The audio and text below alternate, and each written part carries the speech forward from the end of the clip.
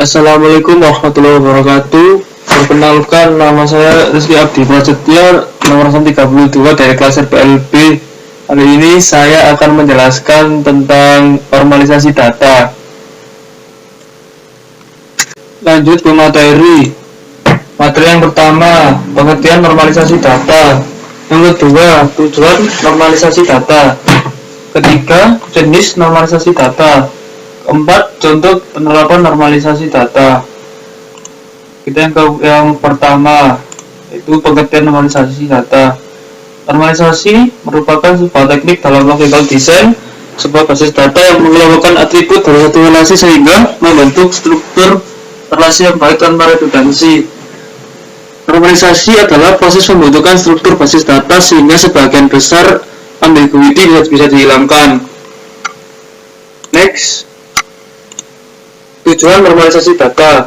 Yang pertama, untuk menghilangkan kelengkapan data. Yang kedua, untuk mengurangi kompleksitas. Yang ketiga, untuk mengubah pemodifikasian data. Tujuan normalisasi database adalah untuk menghilangkan dan mengurangi redundansi data, dan tujuan yang kedua adalah memastikan dependensi data. Data berada pada tabel yang tepat. Jika data dalam database tersebut belum dinormalisasi, maka akan terjadi 3 kemungkinan yang akan merugikan sistem secara keseluruhan. Insert anomali, situasi di mana tidak memungkinkan memasukkan beberapa jenis data secara langsung di database. Delete anomali, penghapusan data yang tidak sesuai dengan yang diharapkan. Artinya, data yang harusnya tidak terhapus mungkin ikut terhapus. Update anomali, situasi di mana nilai yang diubah menyebabkan inkonsistensi database, dalam artian data yang tidak diubah tidak sesuai dengan yang diberitakan atau yang diinginkan. Next, jenis normalisasi data. Bentuk ini pertama, bentuk tidak normal. Bentuk normal pertama atau 1NF. Bentuk normal kedua atau 2NF. Bentuk normal ketiga atau 3NF, bentuk normal boycott atau BCNF, bentuk normal O4 atau 4NF, dan bentuk normal 5. Bentuk normal ke-1 atau 1NF atau first normal form adalah bentuk-bentuk normal ke-1 mempunyai ciri yaitu setiap data dibentuk dalam file flat. Data dibentuk dalam satu record demi satu record dan nilai dari field berupa atomic value. Yang kedua, bentuk normal kedua atau 2NF. Bentuk normal kedua mempunyai syarat yaitu bentuk data telah memenuhi kriteria bentuk normal ke-1. Yang ketiga, bentuk normal ketiga atau 3NF. Untuk menjadi bentuk normal ketiga, maka relasi haruslah dalam bentuk normal kedua dan semua atribut bukan primer tidak punya hubungan yang transitif. Boycott normal form atau BNCF. Boycott normal form mempunyai paksaan yang lebih kuat dari bentuk normal ketiga. Untuk menjadi BNCF, relasi harus dalam bentuk normal ke-1 dan setiap atribut dipaksa bergantung pada fungsi pada atribut super key. Next, contoh penerapan normalisasi data. Ini contoh penerapannya dalam faktur pembelian barang. Sehubungan dengan dokumen data tersebut, tahapan yang harus dilakukan untuk melakukan normalisasi data adalah sebagai berikut. Pertama, bentuk normal pertama atau 1NF.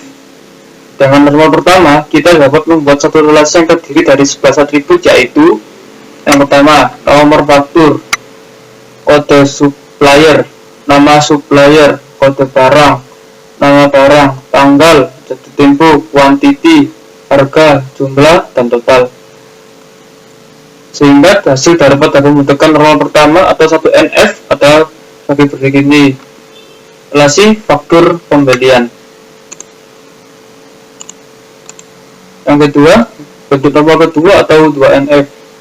Dengan melihat normal pertama, kita dapat mendekomposisi menjadi 3 tabel beserta kunci primer yang ada, yaitu relasi atau tabel supplier, kode supplier, relasi atau tabel kode barang, dan faktur nomor faktur. Dalam melihat ketergantungan fungsional atribut-atribut lain terhadap atribut kunci, maka didapatkan 3 relasi atau tabel sebagai berikut.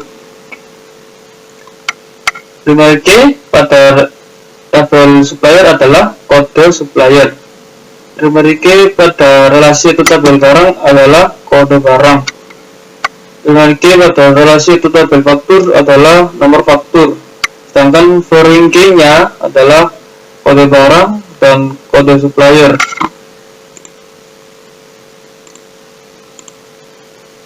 Yang ketiga, bentuk normal ketiga atau 3NF. Untuk memenuhi bentuk normal ketiga atau 3NF, maka pada relasi atau tabel faktur harus didekomposisi atau dipecah lagi menjadi 2 relasi atau tabel, yaitu relasi tabel faktur dan relasi tabel transaksi barang, sehingga hasilnya adalah sebagai berikut.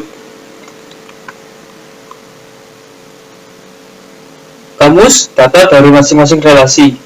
Supplier itu kode supplier dan nama supplier. Barang, kode barang, nama barang, dan harga. Faktur, nomor faktur, tanggal 1, tempo kode, dan tanggal 1 tempo, dan kode supplier. Transaksi barang, nomor faktur, kode barang, dan kuantitas. Sekian presentasi dari saya. Terima kasih. Wassalamualaikum warahmatullahi wabarakatuh.